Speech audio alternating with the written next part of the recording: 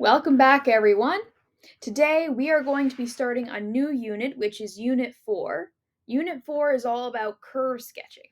And so for the next little bit, we're going to be going through the different things we'll need to know how to do when it comes to curve sketching.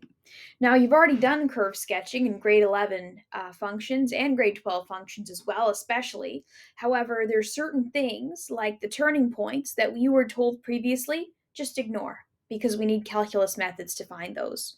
Or concavity. What did we say? We said, oh, just ignore it because we didn't have the ability to do that yet. Now we have learned how to use derivatives, and so we do have that ability. There's a lot we can tell about a function based on derivatives. And so we'll learn about new techniques for figuring out where functions are increasing or decreasing. We'll also learn how to find critical points and asymptotes in a new way. We'll also talk about concavity and inflection points, and then eventually we'll get to curve sketching. For a lot of teachers, not everyone, but for a lot of teachers, what you'll see on your test is just doing the curve sketching in the end, because doing the curve sketching in the end applies every single concept, right? Every single concept we learn each day is one step closer to being able to graph the entire curve, right? If we're able to know when is the function increasing, when is it decreasing, when is it concave up and concave down, where's the inflection points, where's the asymptotes, where are our critical points, we're pretty much able to sketch that graph. But if we don't know all of those things, then our graph might be a little wonky. Our graph might have some things that are accurate and some things that are not so accurate. And the goal, of course, is to make our graph as accurate as possible given the information that we have, to make sure that those things I listed, at the very least, are accurate, because that's the whole point, is to learn how to find those things and then use that information in order to correctly graph our function. So today we are going to be talking about decreasing and increasing intervals. And yeah, that's what we'll be learning today specifically. So that's the first topic, topic one. Increasing and decreasing functions. So intervals of increase and decrease assume that x1 is less than x2, right? So we say that a function f of x is increasing on an interval between x1 and x2 if for any value f of x1 is less than f of x2, right? So for example, let's say we have x1 is here, right? And x2 is here, right? I don't know exactly where they are. I'm just making that up. But what we do know is that x1 is less than x2. So therefore, we're going from left to right. x1 must come first on our number line, and then x2 must come at some point after, right? So if for any of this point, the f of x1 is less than f of x2, then we know that we're increasing, right? We start here at a lower point, and then we get to a higher point by the end. And so overall, it's an increasing interval here.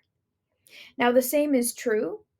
Well, I guess the opposite is true, I should say, if it's a decreasing interval, right? This is where we have x1 and x2, and we start at a higher point and end at a lower point, right? If we start at a higher point and end at a lower point, we're decreasing, right? So that's very important to note.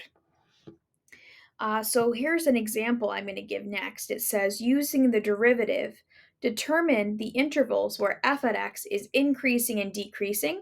If f of x equals to x squared, sketch a graph of f of x, and sketch a graph of the derivative. So let's do that. So we know that the graph y equals x squared is something like this. This we learned in grade 10, most likely. Maybe a little before, maybe a little after, but around grade 10, we probably learned this. So we want to know, where is this increasing and where is this decreasing? Now, you might already be able to tell where it's increasing and decreasing without even using derivative methods. So let's talk about how we would do that. We can clearly see the turning point is right here, plus we know that because we understand how the parent function quadratic works by now.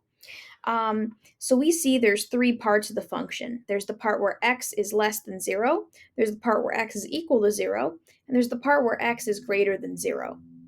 And we want to know, are we increasing or decreasing? Well, it looks like first we're decreasing, right? We're going down all the way up till here, and then from here to here we're going upwards, right? So we're decreasing first, and then here we're increasing, right?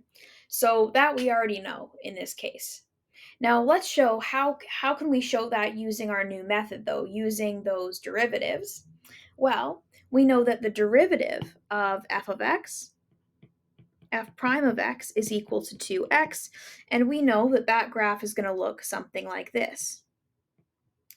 And the thing is, when the slope of the tangent is positive, that means we're looking at an increasing interval, and when the slope of the tangent is negative, we're looking at a decreasing interval on the original function, right? And so basically this right here, this derivative tells us that if it's positive, the places where it's positive, that means the original function is increasing. And at the places where the derivative is negative, that means the original function is decreasing. So if we look here, we can see that the function is positive over here past 0 and that it's negative over here. And so that completely matches up with what we said over here. The only thing is, don't get the graphs mixed up. This is the graph of the original function, and this is the graph of the derivative, right? So the graph of the derivative, when it's positive, it indicates that the original function's increasing. And then it also indicates that where this is negative, so below the x-axis, the original function is decreasing.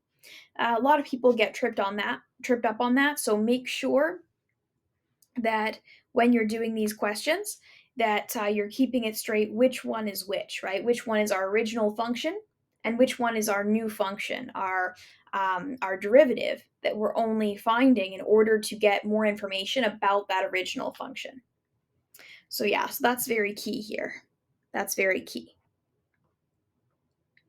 All right, this next one says, using the derivative, determine the intervals where f of x is increasing and decreasing if f of x is equal to x plus 2 times x minus 6. So there's actually a couple ways to find the derivative here. We could use the product rule.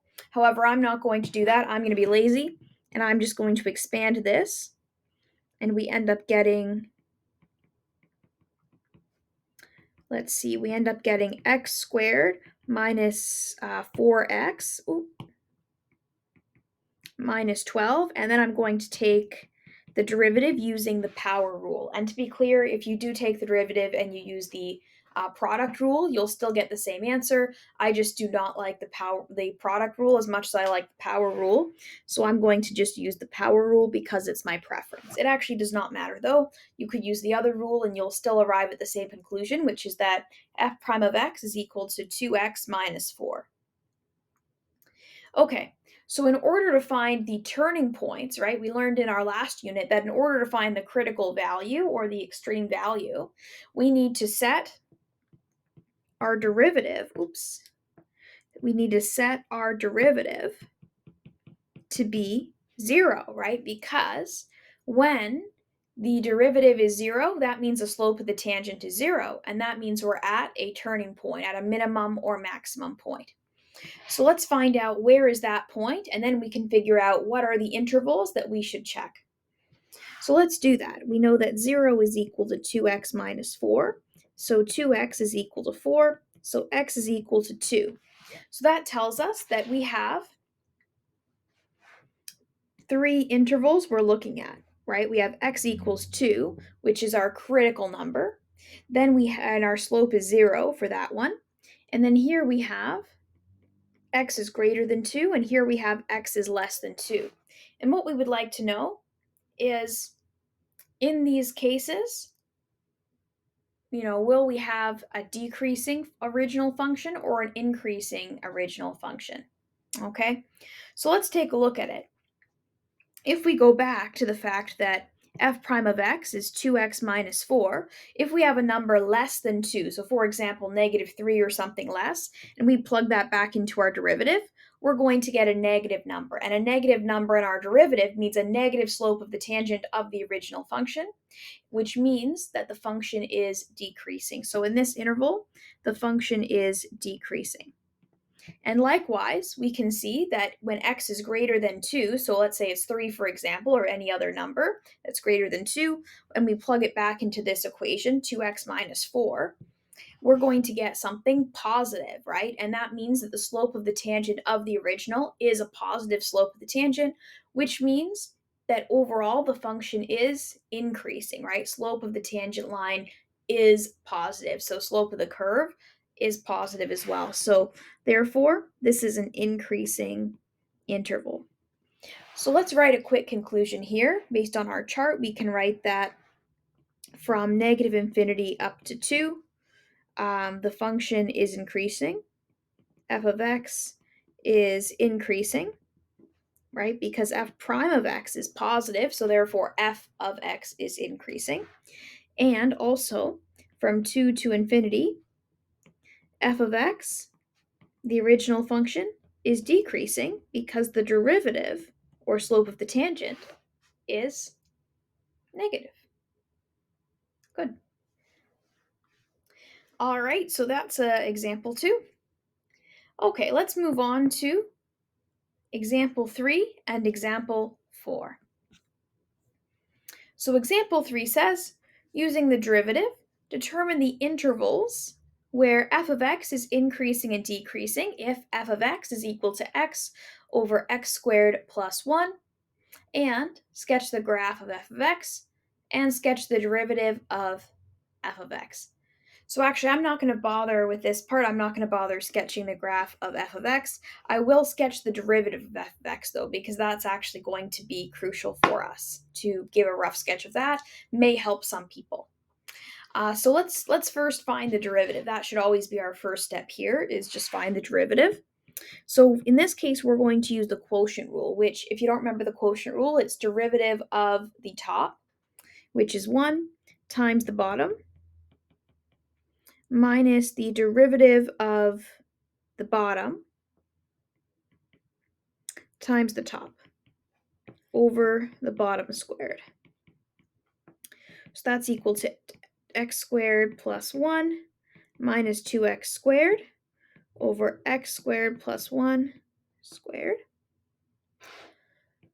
which is 1 minus x squared over x squared plus 1 squared. All right, so now we're going to set f prime of x equal to 0 because we want to find the extreme values. We want to find the turning points of our graph when our graph switches from being either from negative to positive or from positive to negative. So let's do that. 0 is equal to 1 minus x squared over x squared plus 1 squared. So that means 0 is equal to 1 minus x squared, which means x squared is equal to 1. So x is equal to 1, or x is equal to negative 1. A common mistake I see students making sometimes is to forget that there's actually two answers when we have a square root. There's the positive answer and the negative answer. I often see that just the positive answer and the negative answer goes forgotten. So make sure that you don't forget the negative answer. Very important. All right, so now what are those points exactly? We know that the x values, but what are the full values? Well, if we go to f of negative 1, if we find f of negative 1, we get what? Let's see. We get negative a half. And for f of 1, we get positive a half. So now we know that those are our points, right? That negative 1, negative a half, and 1, 1/2 are 2 points that we have on our graph that are critical points in the original function, right? These are both points where the function either goes from increasing to decreasing or from decreasing to increasing. So that helps us find our intervals, right? We are going to have 3 different intervals here. We're going to have an interval from negative infinity up to negative 1. We're going to have an interval from 1 to, or negative 1 to 1, and we're going to have an interval from 1 to infinity. So all values are encompassed in all these intervals except for -1 and 1 themselves, which are not included because we already established those are the turning points. Those are places where the function is neither increasing nor decreasing. It's the place where the slope of the tangent is exactly 0. So going back to the fact that f prime of x in general is this equation here, right? That's what we figured out it was. What happens when we put something negative in here, like -2, something in this first interval? Well, what do we get? We're going to get that f prime of x will be negative here in this interval, right? Because let's say I plug in -2, I will get something negative as my answer. I'll get on top, I'll get negative, and on the bottom, I'll always get positive because it's x squared plus 1 squared, and anything squared is always going to be positive. Well, or 0, but in this case, we actually can't have 0 in the denominator, so that's not going to work either. Plus, we actually have x squared plus 1, so, you know, that means that the x squared must be positive or 0. And then we have plus 1, so we're making whatever it is definitely positive. So, we're definitely not getting 0 in there either, which is good because we can't have 0 in the denominator. But anyways, long story short, that means this is decreasing. Now, what about something where we're between -1 and 1? Well, in that case, our f prime of x value is going to be positive, which means it's increasing. And then over here, f prime of x is going to go back to being negative again, and it is going to be decreasing. Now, if we were to sketch a curve of the derivative, the main parts that are important here are that we have -1 and 1 here, and that they are, that they're negative on the interval from -infinity up to -1, and the interval from 1 to infinity, and it's only positive from -1 to 1. That's the key takeaway here because that's what we actually care about, and that's what's actually going to help us to find the answer. So there we go. The original question was determine the intervals where f of x is increasing and decreasing, and we found out that f of x is decreasing from -infinity to -1, and also decreasing from 1 to infinity, and that it's only increasing from -1 to 1. So this function is pretty much decreasing everywhere, this original function.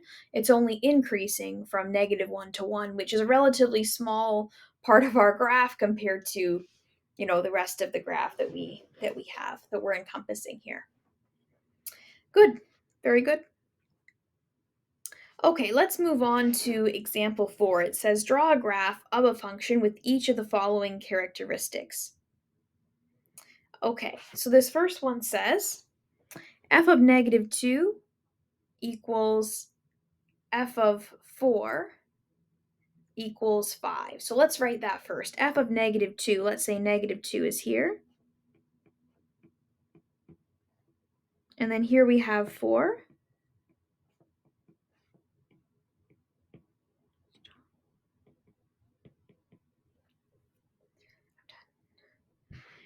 One, two, three, four, 5, like that. There we go. So we have f of -2 is 5.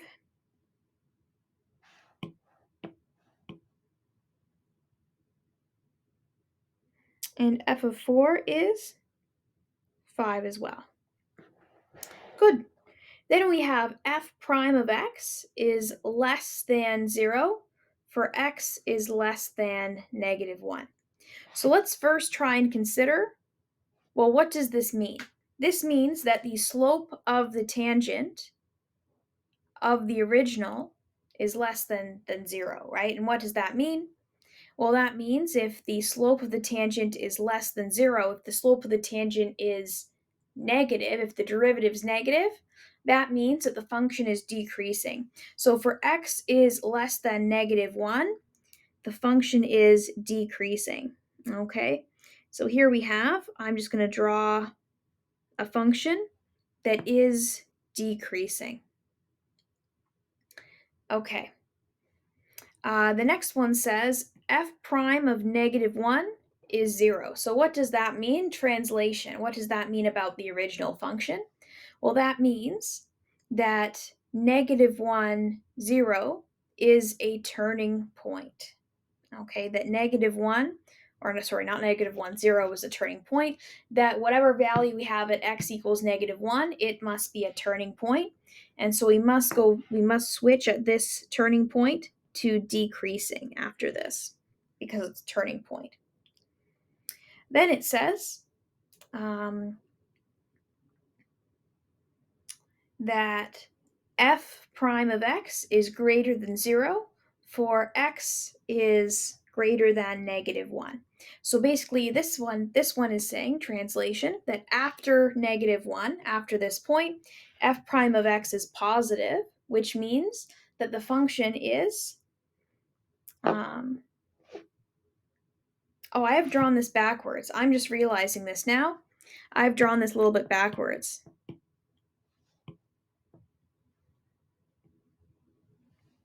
In the sense that the function originally was supposed to be decreasing all the way until here and continue to decrease here, and then it was supposed to have a turning point here and then go up like this. Okay, because the function was supposed to decrease up until -1, then it was supposed to increase at the turning point from -1, and it has to go through those two original points that we put on our graph in the beginning. So that's what this means. This basically means we must follow these 2 points. This means, basically this part here, I'll circle it in blue, means we have this part of the graph all the way up till there, like that. And then this part here just says that this is our turning point. And then lastly, this part here indicates that we are in increasing function from here on out. And then of course, this one here just indicates that this point and this point must be on our graph, but that one's pretty straightforward. So that's kind of a good breakdown as to where each of these rules or each of these following characteristics that we must follow comes in and which part of the graph they each refer to. All right, well, that is everything for today. Next time we'll talk about critical numbers and local extrema. But that's everything for increasing and decreasing intervals. Basically, the main lesson we learned, the key takeaway here today, is that if the derivative of the function is positive, that means that the original function is increasing. And if the derivative is negative, then that means the original function is decreasing, right? That's our key takeaway. And why is that? Well, it has to do with the fact that the derivative is really just the slope of the tangent. And if the slope of the tangent is positive, our original function must be increasing. And if our slope of the tangent is negative, that means the original function was decreasing. And so it's just based on those definitions is how we're able to determine that. But yeah, that is it for today, and we'll see you next time. Bye.